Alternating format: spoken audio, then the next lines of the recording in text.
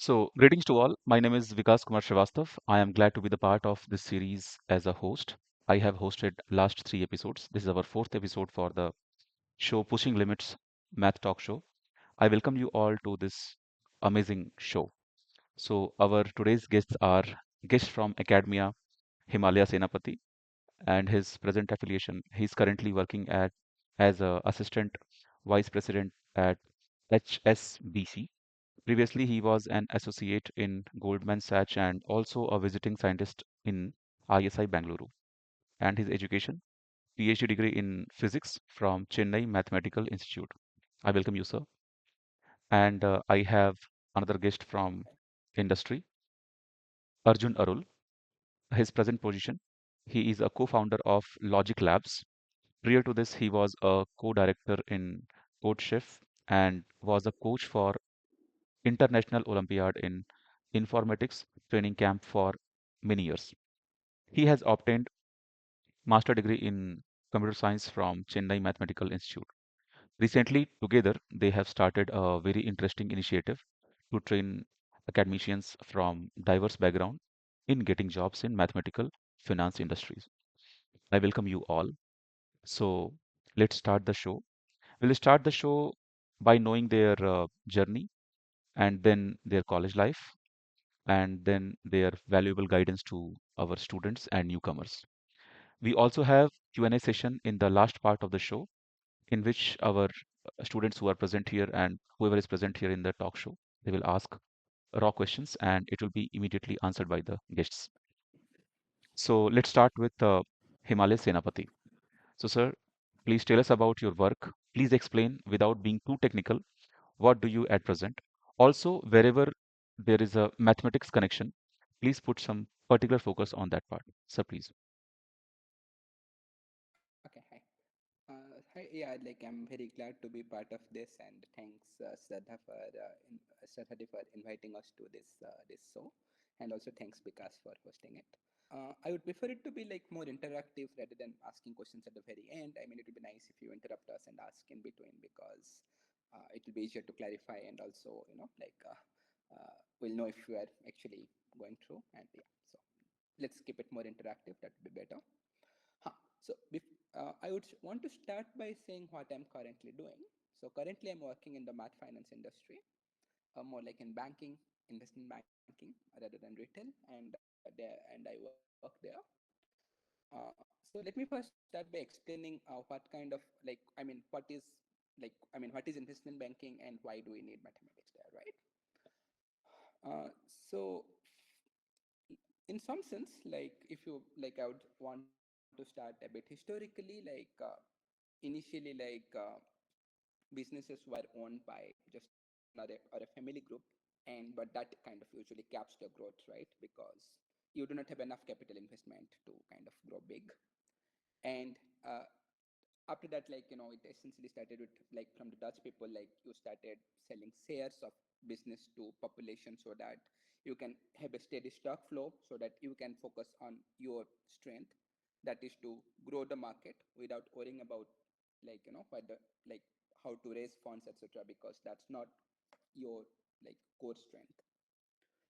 And right now, that's how like what is reflected in these equity stock markets like Bombay Stock Exchange or NYC Stock Exchange.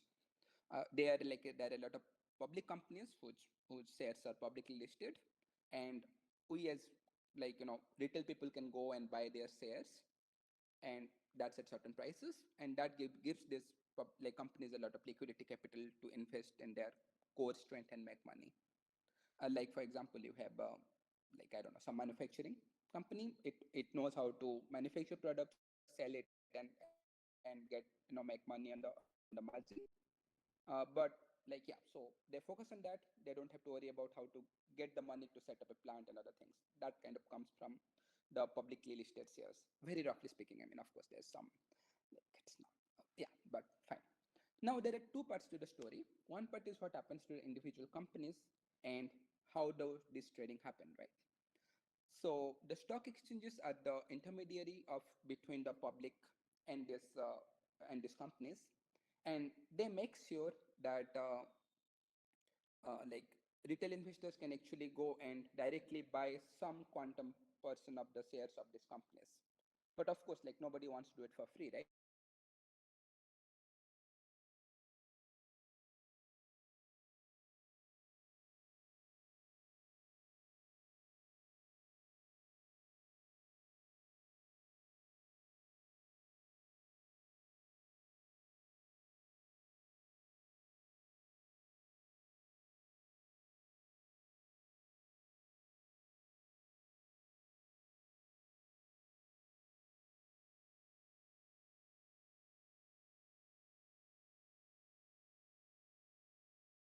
there are some like companies like stock exchange, like they don't sell more than they buy, or and they do not buy more than they sell.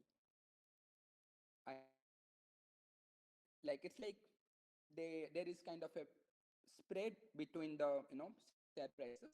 Like if I'm buying and Dojon is selling, the seller kind of is selling it at a slightly cheaper price, and buyer is kind of buying it at a slightly higher price. And this margin that is called the spread, that's how the exchanges make money. As long as trading happens, they make money, right? So as long as like there is a lot of activity happening on stock exchanges, like they can recoup their cost of like running the servers, applying companies, and so right. So that's about the equity market, and some kind of idea about how stock exchanges make money. There are also other parties involved. These parties are called something like, for example, they are so-called liquidity providers. Like because in some sense, if there are buyers, you would want also that to be like like sometimes, for example, we everybody is very hopeful that the economy is going up, and everybody wants to buy shares, right? But if nobody is selling, like the activity cannot go through, right? So there are certain parties that kind of do both. It's like they have both a buy stream as well as a sell stream.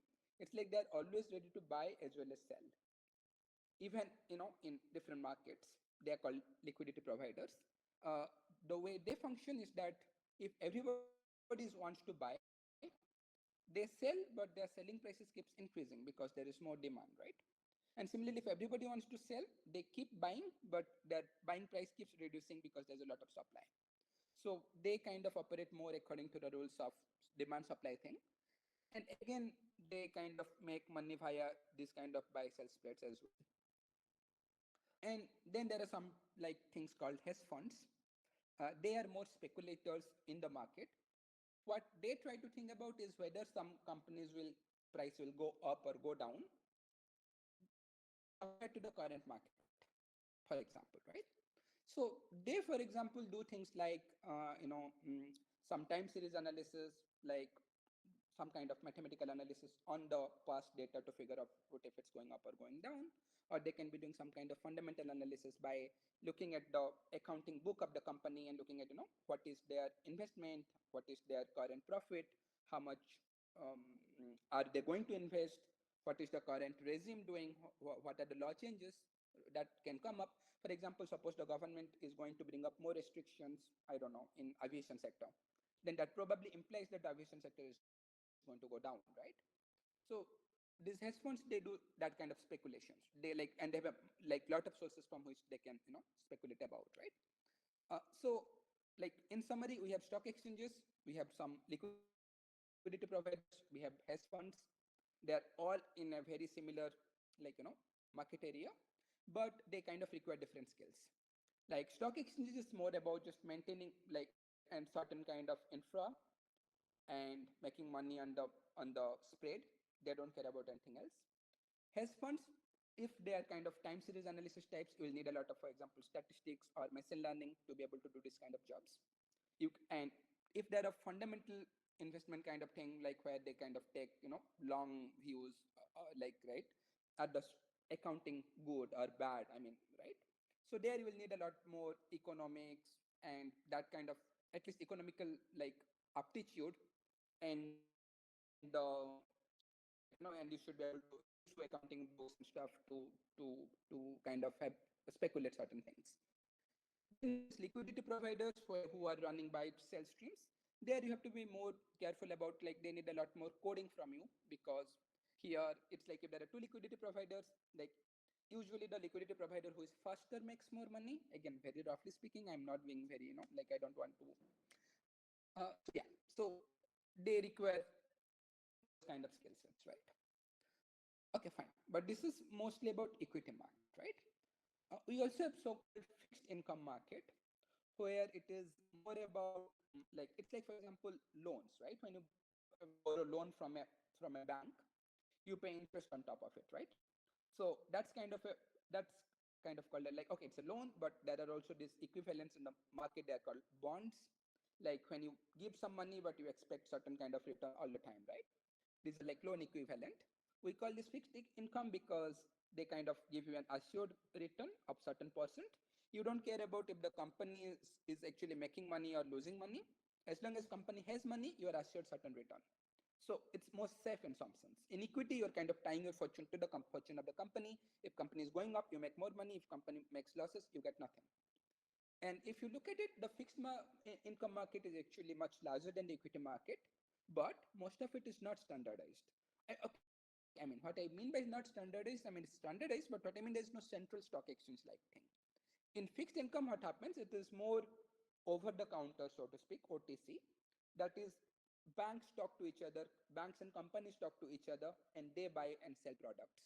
So you cannot have things like stock exchanges where you can have some buy sell spread and make money out of it. Instead, you have some things like banks that try to be like stock exchanges, that kind of buy and sell certain things and want to make money all the time from volume, but that becomes difficult. I mean, why? Okay. To first of all, to give an example of a fixed income kind of product. So assume you are a manufacturer in India who is making iron pipe and selling it to Europe. So is your expertise? Your expertise is buying iron from India and doing some kind of refinement and producing this and going to Europe and market it. But it's not your expertise. You do not know how the euro and the rupee conversion is going to happen in the next 5 years, right? You cannot predict that. It might go up, it might go down. And either way, you either make a lot of profit or you make almost no profit. And that is not your core expertise. You do not want to spend money trying to predict this, because anyways, you will not beat the current market players there, right? You don't want to play that game. All you want to do is you want to go to a bank and you're like, "Okay, look, I'm willing to give you an insurance money. Give me a fixed, like, sometimes some kind of fixed cross currency exchange for the next 5 years." And how do I know what is a good money, or like, what is good? I go to 5 banks and ask them for this insurance, and I go and buy it from the one that is selling it to me at the lowest price. That's how I, as a company, know that, okay, I got a good deal, right? Now, how do these banks make money? Because for these banks, there'll be people from the European side selling such a thing, people from the buying such a thing, and people from Indian side buying such a thing, right? And they are charging premiums to both the companies. And whether the exchange goes up or goes down, like it's like they will be giving more money to somebody, but they are getting money from someone, right? So so in some sense, that kind of equals out, and they are making money on the premium, roughly speaking. But that is not as clear cut as the exchanges, because these are kind of non-linear products, and you cannot like uh, like make sure that they cancel out each other, so that you are always making money on the premium. And there you would need kind of skills from stochastic calculus, like kind of thing, to hedge your products properly, so that whether the exchange rate goes up or goes down, you still make money, uh, roughly speaking. So here what you would need is mostly probability and stochastic calculus to do certain kind of work when you are in the modeling side or validation side. But there are also people like, they need a lot of people that want they need to do for the infra framework and stuff. There you need more coding skills and stuff. So yeah, so that's the very rough idea of how finance works, and kind of players, and what kind of skills you would need. Okay. Thank you, Himalaya. Now we'll move to Arjun Arul. So, same question. Please tell us about your work. Like the sorry. No, this was my explanation, right? Because, like, I mean, my work would delve more into very particulars of the products that I am working on, and those are inequity exotics, but I don't want to go into it. I mean, that would be much more technical. So Yeah. but this is broadly the like way the math finance industry works, and the kind of use cases that you would require. So, Okay. for example, I need in my daily life, I need coding skills. I need know about option pricing, and that requires good amount of statistical plus. And I also need some probability and statistics intuitions for my daily work. I usually kind of collaborate with traders and like let's not go into that. By the way, like, are there any questions? Because usually the major takeaway in this talk is about the summary of the industry and what skill sets would require to. Okay. Himalaya is Okay, there is some question. Yeah, yes, Yeah. okay. So yes, it Shraddha. seems like, yeah, fine. It seems like you are not able to hear us or something of that sort. Yeah. It seems like Yeah, yeah, now I can hear you. If there I is couldn't hear you something, before, but perhaps now I can fine. hear you. turning off video might be useful to increase the bandwidth probably. Okay, let me And just do that. someone has asked some questions. So, I mean, it's up to the host whether you want to take question now or you first later. Ma'am, first I will introduce Okay, okay, Arjun, let's and do that. one intro question from Arjun, and after Yes, that yes, I we'll think take the that's a good question. idea. Yes. Okay, okay. Yeah, please. So, Arjun, am I audible? Hey Vikas, hi. Yeah. Yeah. So now the same question, similar question. Please tell us about your work and like the same similar question. Please tell us Mhm. about your work. Please explain without being too technical. What do you at present? Also, wherever there is a mathematics connection, please put some particular focus on that part. Please go ahead, Uh, Arjun. sure. Thanks Vikas. Thanks for the introduction and thanks a lot Shraddha for inviting us. I hope I'm audible. Yes, you're audible. Well, Okay. Sorry, I'm at my native place, so my internet isn't great. So I thought it's better to switch my video off. yeah, That's fine. Yeah. So as Vikas explained in his intro, so I and Himalaya actually have started this new initiative called Logic Labs, and that's primarily my current preoccupation, along with a few other smaller projects. And that is primarily around math finance, which Himalay did spend quite a lot of time explaining. So I think I'll skip that part and instead focus more on the work which I was doing earlier. So before Logic Labs, that is basically until a few months, till about 5 6 months back, I was working with a company called CodeShift for the last around 7 years. I was at CodeShift, and I think it makes sense for me to just speak about that instead of math finance again. So CodeShift is basically one of the websites and one of the um, entities in the whole competitive programming ecosystem. Competitive programming being so now CodeChef is also diversified into computer science education per se, but I was primarily involved in the competitive programming side of CodeChef. Competitive programming is, in some sense, self-explanatory from the name. It is programming, so it's about writing code to solve problems in a competitive sense, right? So it is, if people have some experience with Olympiads, it is very similar to, sorry, yeah, hello. it's going well. Oh, okay, Yeah, okay. So I you're think audible. I heard Yes, some yes. noise. Cool. Yeah.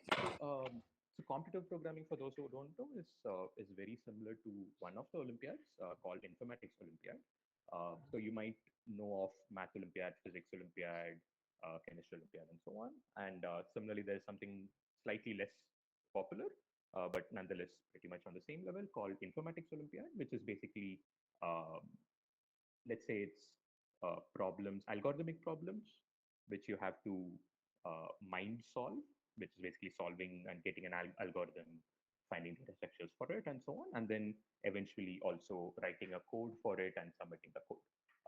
So this was the whole premise of competitive programming and or competitive coding. and it's kind of become pretty popular in the last decade and a half, uh, because many of the big tech companies uh, uh, give a lot of focus in their interview rounds, and even like resume screening and so on computer programming, because it, I mean, like Math Olympiad is a very uh, it's not a scalable uh, endeavor, whereas Informatics Olympiad tends to be very scalable because a lot of the judging happens by computer. So you can have, so we have like 40,000 participants competing in a contest every week. So it's highly scalable, and so a lot Excuse of me, the big, this yeah. 40,000 is only from India or this is from global?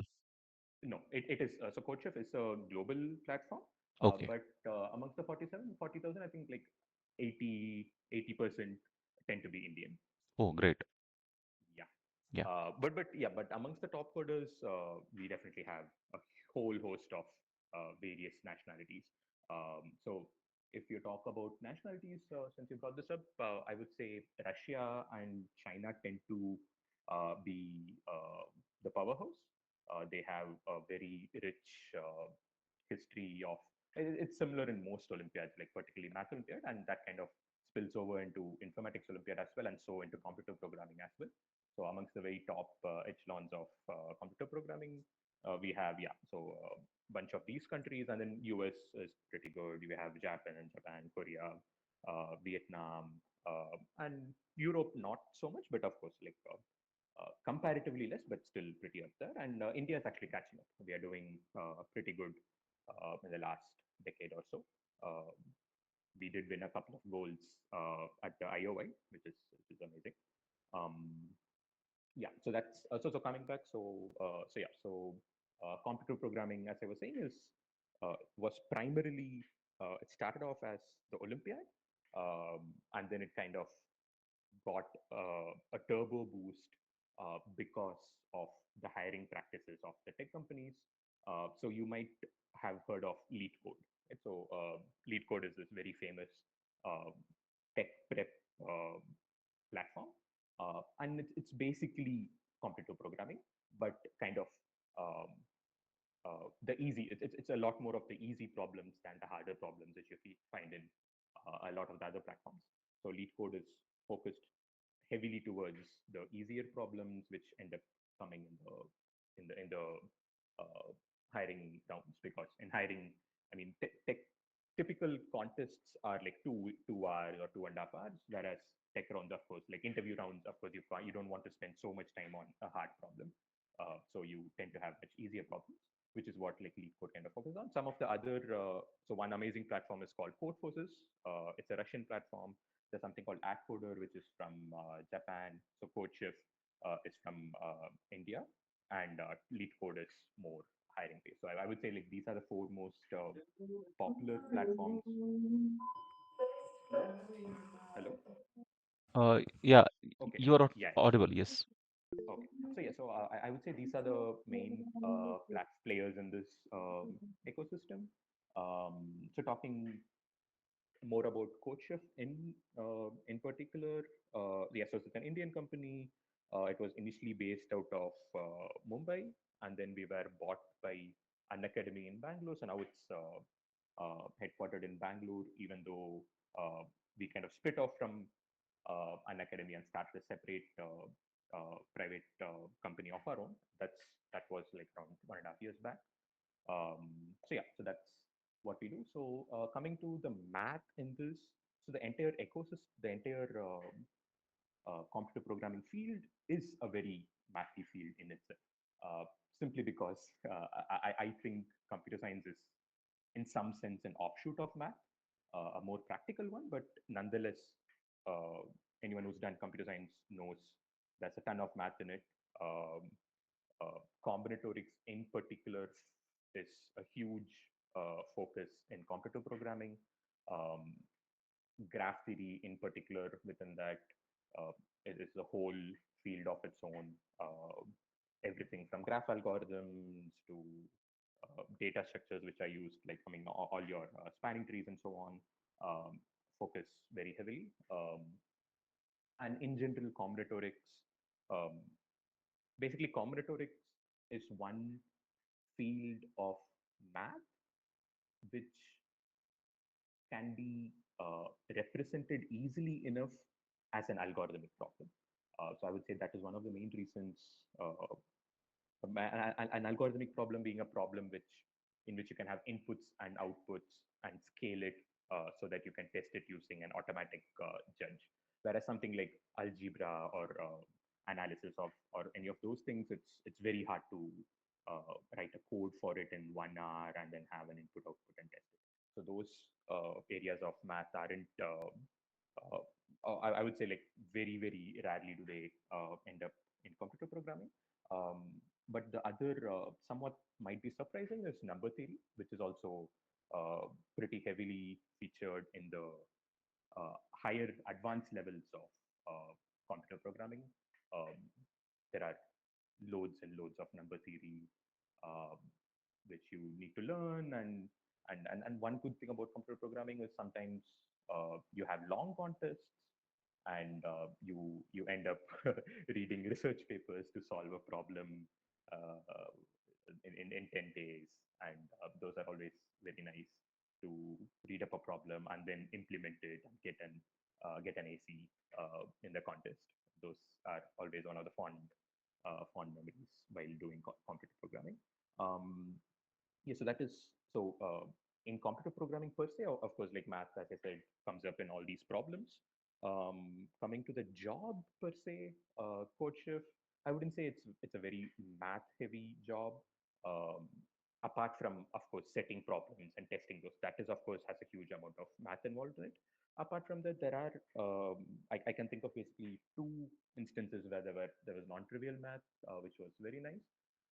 One is plagiarism checking. So as I was saying, so if you when you have 40,000 participants taking part in a 3-hour contest every week, there is invariably a decent amount of cheating which happens. And how do you figure out if two students have colluded or copied from the same source and so on? Ends up being a fairly interesting mathish algorithm problem. How to make it fast enough so that we can. So earlier we used to, for like more than a decade or so, we were using an algorithm which was fairly slow. It used to take a couple of days to complete running, and the whole process was very slow. And then we ended up uh, writing our own implementation of a different um, algorithm, which made it pretty efficient, thanks to one of the like he was from one of the IIT, so he did a very good job with that program. That was pretty interesting. The other interesting mathish problem in the job was rating. So one of the uh, like allures of competitive programming is the competitive part, right? And and competitive part is not just that particular contest. There are also like in chess, you have chess rating, your FIDE rating. There's something in pretty much all these computer programming platforms as well, which is your platform rating. So there's a CodeChef rating, there's a CodePoses rating, there's an AdCoder rating, and so on. And this gets updated after each of your contest participations. And there's a nice formula to work those out. Um, and then we also ended up tweaking that a lot of times. And then a couple of years back, we ended up totally revamping it based on a new paper which had come out, something called ELO MMR, and that also was a very interesting. I would say almost a pure math application was that, which was pretty nice. Yeah, I think because that about sums up Okay. math and computer Yeah. programming. Thank you, Arjun. So I have a next question from Himalaya Senapati. Please tell us about your undergraduate journey, like where you did your undergraduate, and after UG, what was your step and the challenges you might have faced to reach here.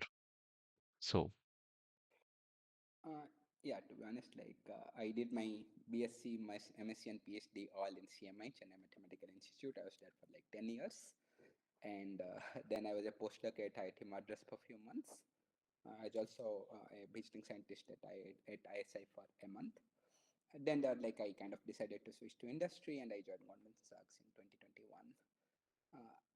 wouldn't call. I mean, yeah, like if you do like if you know a reasonable amount of undergraduate mathematics and physics, like you would know linear algebra, probability, a bit of stochastic calculus, like you would have come across it as part of a syllabus. So switching to the industry was not really like, I mean, yeah, it was like reasonable. And then yeah, then I've been working in industry since then. Okay. So similar question I will ask to Arjun Arul. Please tell us about your undergraduate journey, like where you did your undergraduate and how did you reach here after that? Sure. So just to add to Himalay's point, so Himalay did his BSc in physics from CMI, and I was basically in the same batch, but in the computer science and math course. So I basically did my BSc math and computer science from CMI. Then I did my MSc in computer science again from CMI. So I spent 5 years in CMI as opposed to 10 years. I joined an integrated course, but after 2 years, I decided to just leave with an MSc and then join my industry. So I think you also asked about like kind of motivations and things on why you did those. So I think the motivation to join CMI at the very beginning was kind of an obvious choice for me in some sense. I think from late high school, I'd always been interested in or rather from high school, I'd been interested in math, and late high school, like 11th and 12th, I was very deeply interested in computer science. And there being a course on math and computer science in the same city I was in, and was almost like a no-brainer to join that. Uh, uh, and in particular, I had the very fortunate a very good fortune to interact with some of the CMI students back then when they were taking some sessions in an Olympiad camp. So in very frankly speaking, I'd been kind of starstruck by them because I hadn't had such experiences before. So when I ended up with the opportunity to join CMI, that was a pretty much a no-brainer. Um, After BSc, joining MSc was not so obvious though. I did in BSc, I had kind of um, okay, so maybe it'll make sense if I give this statistic that in my batch of BSc Math and Computer Science, I believe I'm the single black sheep, as in I'm the only student of my batch who didn't go for a PhD. Everyone else did a PhD, so that probably gives you an idea of uh, what the ecosystem is in CMA. It is very research focused pretty much everywhere, and everyone is into doing a PhD and going into if not going into research as a career, doing a PhD is pretty much the main path, and that's in some sense the reason people join CMI as well. So you join CMI if going into research is one of your primary goals.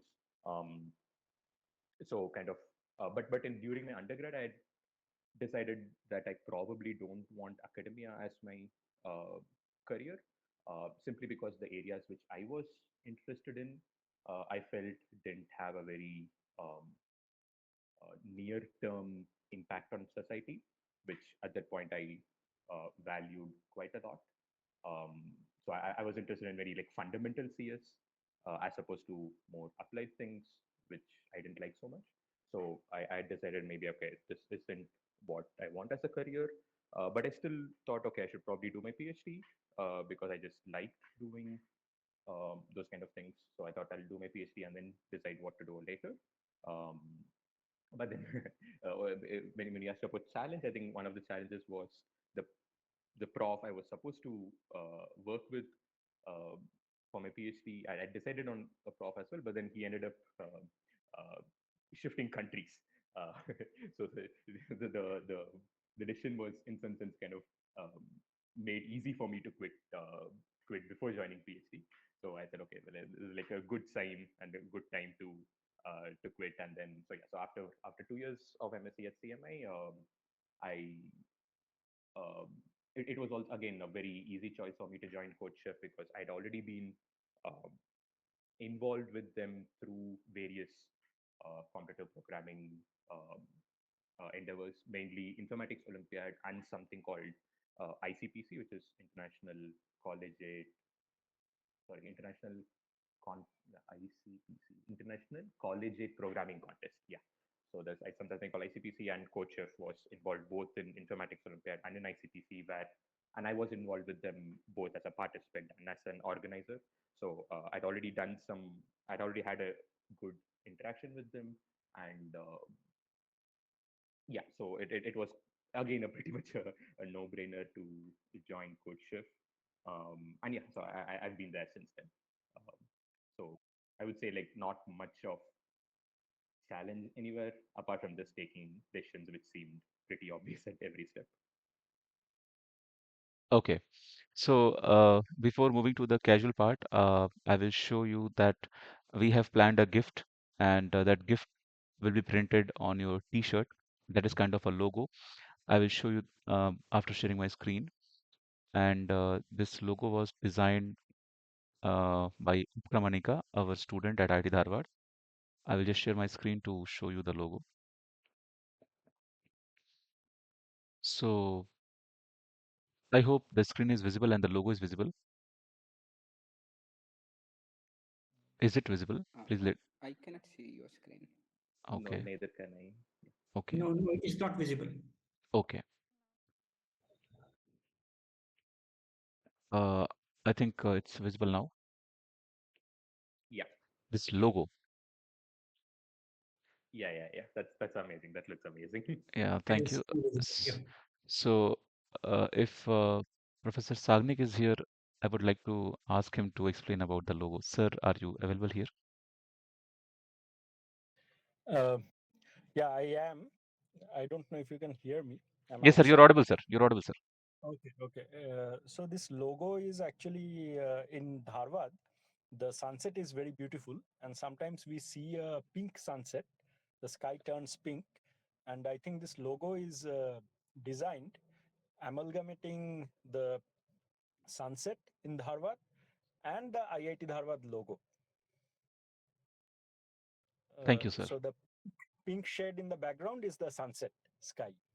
Right. Okay. Thank you. Thank you, sir.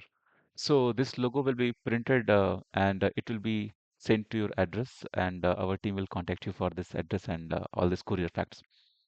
Thank you. So now we'll move to the Thank you. casual, thank you, casual questions.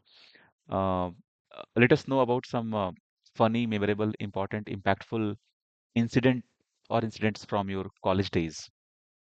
So let us know any, like what we all go through. So some memorable things from your college, Himalaya or Arjun, anyone or both of you. I'll let Arjun answer this because, yeah. So Arjun, if your internet is stable, you can switch on your video as well. No problem at all. Okay, let me try. I'm on my mobile. Let me see if this works. Yeah, it's working. Uh, Yeah. okay, so and my audio is also decent. Yes, yes, all good. Okay, great. Um, Funny anecdotes. Okay, so so something I mentioned just a few weeks back. So that's what is popping to the top of my mind right now. Um, so yes, as I said, I was in BSc Math and Computer Science, but even back then I had kind of decided on CS being my my primary path.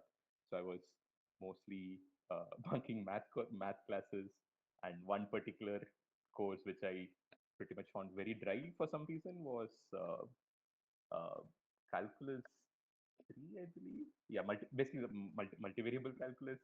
For some reason, like I'd looked at some things and I just didn't like any of it. Um, no, sorry. My complex analysis. It wasn't calculus. It was complex analysis. Yeah.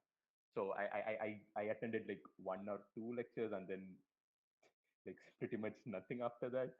And then midsummer was coming, and as usual, I think I'm sure this is something which everyone here has also done. I started reading like literally the night before, and then I read one like the first chapter, and there was just mind was blown. There was like such amazing stuff. I read one theorem, and it just absolutely floored me that such a beautiful theorem could exist. I just had to go to the terrace and stay there for like half an hour just understanding what it was, and like yeah, pretty much didn't read anything else. Somehow passed the course, but yeah, that was even after realizing that it's such a beautiful subject, I still didn't read much even for the exam. But yeah, uh, yeah, that's what I can think of right now. Okay. And were you holding any kind of post in your college days?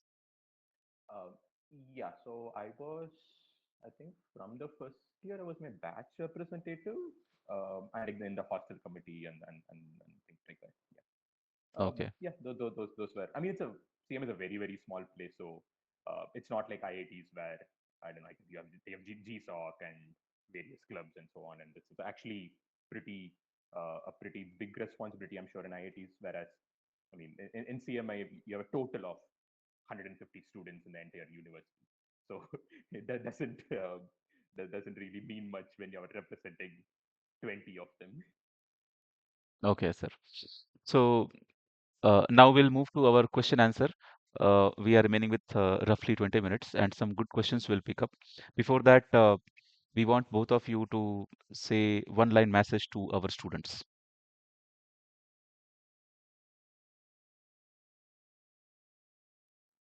Okay, maybe I'll take this first. Um, so, okay, sorry, it's not going to be one line, it's going to be a few lines. Sure, sure. Um, so, when I said like joining Coachev was like a no-brainer um, decision after my MSc. Maybe to expound that a bit. So I like to joke out a bit that I kind of hit the trifecta. That I got a job, which isn't actually a very common job. It's like I was taking care of the contest and coach chef, in which in India there's probably only a handful of such jobs. So I hit upon a very nice job, which like the trifecta being I liked the job a lot. I was somehow decent at it as well, and it paid decently well. So uh, I was very very fortunate to hit upon such a trifecta, which uh, I mean like uh, is not the case with a lot of people. So I guess my one line would be and like over the years, like I kind of prioritize that even when I could have had other higher paying things. So I think my one line would be like, of course, you want a job for money, but to sustain yourself.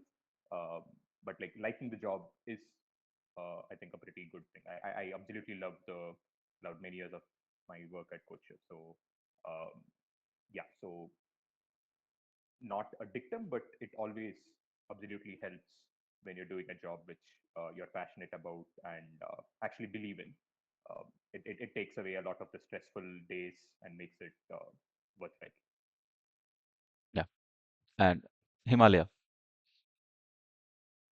Mine would be a bit more technical. Sure. I would say like focus on linear algebra probability as much as possible. First two courses and a bit about coding as well, because I think that will kind of help for most of the jobs that would apply to. Okay. So thank you. Now we'll take questions from our students. So Vikas, Jan is trying to ask the question. He has raised the hand. Yes, Vikas, go ahead. Hello, I'm audible. Yes, Vikas, you're audible. Go ahead. So I have a question like if there is a HFT trading firm or any trading firm or like any trader, so they use some strategies for like market conditions for stock going up and down, and then they use their strategy to buy and sell a stock.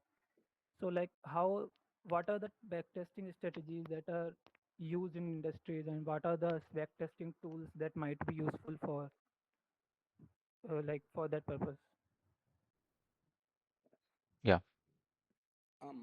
Okay, I would first say that HFT is a very different ball game. There are a lot of serious participants here, and if you are in the HFT market and you are somewhat slow, others will pick you off and you'll make a huge loss. The usual things that people focus on a lot here, like fast is of course speed, and you would need to do kind of kernel level C++ coding, which I have zero idea about, but I know that that is very essential, and kind of doing some kind of, like, for example, you also want to models the so-called limit order book, that is the like orders of buys and sells that are like there but have not been executed, and you need a lot of like so-called Hawks processes, and those things are sometimes used to model it. But of course, in practice, those modelings are not that helpful, and you would kind of want to find some kind of structure that makes you some money at the end of the day. More than that, a lot of it is trade secret, and I have never really worked in HFT, so I wouldn't know. Right? So, Okay, thank you. So we have our next question from Supraja DK. Supraja, you can unmute yourself and ask the question. Yeah, thank you. Sir, I'm a PhD student here in IIT Dharwad. So my question is that, like, can PhD students take up mathematical finance as part-time, or like maybe any student here in IIT Dharwad or wherever? Can one take mathematical finance as a part-time thing, like to earn? okay, I think there are two things here. One is, I believe what you're asking is, can one do some kind of trading activity and make money passively? I would say don't, because I think I saw something you asked like about when to buy a stock and when to sell a stock. If you look at the statistics, 90% of the retail investors lose money. I mean, and in fact, India is one of the outliers where there's a lot of retail investors in the option market and stuff. And most of the like advanced economies, retail investors, I mean, are not present in such markets. What a retail investor can do is they can buy some stock for 10 years, 15 years, assuming certain fundamentals, and they can hope to make money over the years. But if you're planning to like hold it for few months or something, don't. I mean, that's like not something that you are good at, because there will be other serious market participants who work more than you, and they have more people invested in it, and these are scalable, right? They can put once here, so they kind of make a lot of money from the retail investments. Okay, that's one thing. Now second thing is about So made are there? finance as a part. Sorry. Yeah, No, please. sir. Sorry. Okay. Please Okay. continue. Now the other thing is about is a job as a made finance specialist at some company. Point is, it's mostly useful in banks, right? And because of compliance issues, they do not usually hire contract workers or part-time jobs. Not usually, I mean never. Like essentially, there are internships that you can do while being a PhD student or something. Like you can apply for some internship programs. UBS and Wells Fargo, for example, have some PhD internship programs. I mean, you can also apply as a postdoc, but yeah, I believe when Morgan Stanley was like had something, but I have not really looked into it. Yeah, but that's mostly for PhD students. But for undergrad, companies, they already have their own. Like, I mean, they have ties with the older established IITs and some NITs. But that I think needs some few years of sustained effort to bring them to IIT Harvard campus to hire. I think they usually have to first hire some interns, then they have to convert to full-time jobs. They have to do well, and then finally they'll come for placements. That's a longer process. Um, does that answer your question, or? So actually, you said that equity, like buying stocks and all, is very risky. I agree upon that. Um, so are there any other like ways of investing money so that like there is a very less risk? I mean, That I is don't know if actually it is the official relevant. hypothesis of the market. No, it's fine, but I can just tell you a very kind of common sense thing. Because if there is free money, there are companies that have more resources than you that will go after it, and they'll make it. So if somebody is telling you it's free money, it's definitely not, right? Because there are other people who can invest more resources than you to get it. So yeah, I mean that's all I can tell. So the common sense way I would say, don't chase after it. Even though a lot of so-called influencers will tell kid this will make you money or that will make you money, it usually doesn't. Okay, thank you, sir. So we can take next question from Abhinav Shankar. Abhinav, you can unmute and ask your question, whatever you have texted here. Uh, Hi, sir. Am I audible? Yes, Abhinav, go ahead. Actually, my question was to Himalaya, sir. Sir, actually, I wanted to ask that what are the resources that we require to break into the finance industry? And is mathematical finance similar to quant finance? So we break through doing ML and finance both. Like people who pursue majorly data science and ML fields go into this. So Yeah, anyone Type in who the, like, I mean, yes. okay, I don't know.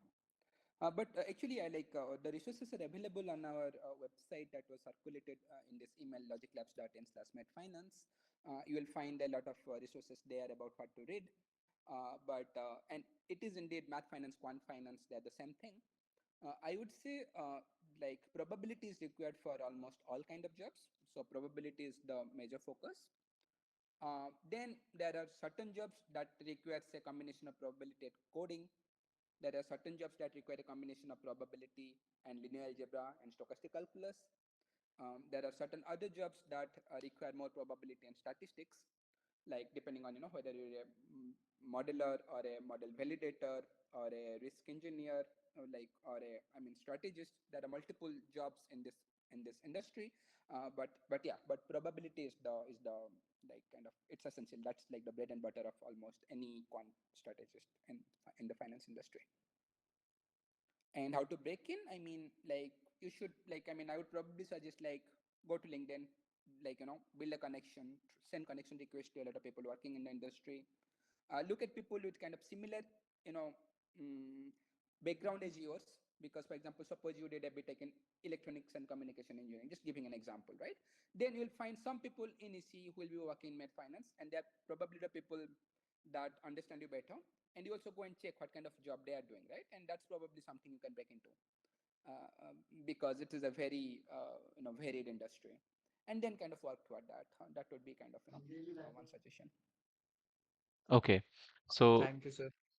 uh, Professor Kulkarni is asking, can you say something more about your logic lab? Professor Kulkarni, you can expand your question. We have still some 7-10 minutes remaining. So if you want But to ask I something think more. Himalaya has already given this website address of this Logic Labs. Perhaps the answer is you go to that site and see what is there. But okay, that I can do sometime. But if you can orally say something more about what this Logic Labs does right now, it will be good. Cool. So essentially, we are like it has two branches, I would say. One is like school education, which is probably not relevant here. There we kind of want to reach as many school children as possible and improve their ability by a certain amount. Like we're still figuring out how to do it. The other part is about training PhDs and postdocs, like in physics, computer science, and mathematics, to transition to industry. In fact, we have one such batch, like or more like the first batch that is starting this November, and it will go on for 4 months. The registration stuff goes for this year, but we plan to do it every year, maybe annually or semi-annually. There will teach them all the usual suspects: probability, statistics, stochastic calculus, and coding, whatever is required to break into this industry, and then help them like in job hunting via referrals and such. So that's essentially what we are working on. And it's Arjun and me. We are both working on it. If Arjun, you have a few lines, you can also probably contribute. Okay, thank you. Okay. So we have Krunal Patel asking to Arjun and Himalaya both. Can you? So Krunal, you can unmute yourself and ask your question. Yeah, hello. Hope I'm audible. Yes, you're audible. Go ahead. My question is to both Arjun sir and Himalaya sir. Is that can you give some domains or job profiles that the industry to work if like one has done proper mathematics and not anything else, or there aren't much, and one should need to learn other skills as well. Obviously, we have done probability, linear algebra, and stats and all. So what thing guys are doing if they are doing just maths in industry and where it is used? Like, can you give some examples? Thank you. I can take this one in the beginning. For example, I have come across a lot of students, like they, for example, did their BS in mathematics from Delhi University and other such places. And then they did their masters in, say, IIT Bombay or IIT Guwahati, again in mathematics. And now they are working in finance industries. I have also seen few people in startups working in data science and such domains. Arjun might give other examples. Um, just BS in maths, I mean, I do not know. I haven't seen many such people. It's also probably just like, yeah, I haven't met such. But after a master's, I know quite a few things open up. But usually high campus placements. Uh, uh, I mean, if you're applying outside campus, it can be a bit tricky. A PhD makes it much easier to apply because you know, like you get filtered in. But yeah, outside campus, I do not exactly know how you would want to go about it. You really need to network a lot, like be active on LinkedIn, ask, send emails to a lot of people, and that can help. Okay. So we still have some time, some 4 5 minutes. Other students, feel free to ask questions.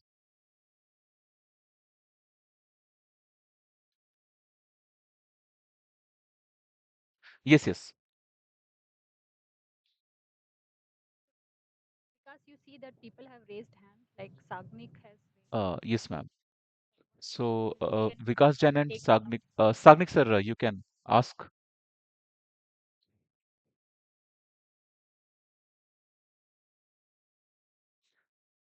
Yes, sir. Sagnik sir, you please ask the question. Sagnik, you're muted. So if you're saying something, probably we are not able to listen that. Right.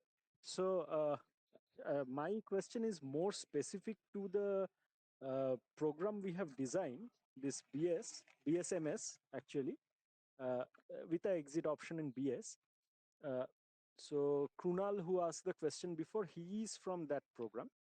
And what we have kept in mind while designing the program, that the usual scenario, as Arjun also kind of mentioned, that mathematicians in India go to research. This is kind of the usual scenario. But what we kept in mind in a IIT, it's important that people will go to industry. So I just want a opinion from you, that we have kept a probability course and a statistics course, one stochastic models course, and then two mathematical finance course. Is this a good way to approach things? And also a graph theory and combinatorics course, where I teach that course, and I teach probability also, like probabilistic methods and things that are used in data mining. So if you can please share your opinion about this, that will be great. Um, I'll let Arjun comment on the computer science part of things because there he's the expert. But about math finance, it sounds like really amazing course to me because these are the things that you need for any math finance jobs. I mean, they would be already ready for such a job. Because you are covering, like as you said, math finance, some bits of probability, linear algebra, and stochastic calculus. So, and I do not like, at least I know in India, at least like I believe like there are not so many programs that train people in stochastic calculus. So I mean, uh, seems amazing to me at least. And in computer science, so you mentioned, I think, combinatorics and graph theory. I'm assuming you also have some introduction to programming, some coding course, or it's very theoretical. Yes, yes. There are programming courses in the first years, which are common to everyone. So everyone will be knowing coding. Got it. Okay. So in that case, I think you're also pretty well placed to try and enter the tech job industry as well. So given that you're in a math program, and given that you're doing graph theory and combinatorics, getting into something like lead code should be very easy, because I'm hoping that you're fluent in at least one language. I don't know, be it Python or C++ or Java. The language is pretty irrelevant when it comes to job interviews. So if you're fluent with any one programming language, and you have a decent background in algorithms and data structures, which I'm sure there is a course on if there's a graph theory course.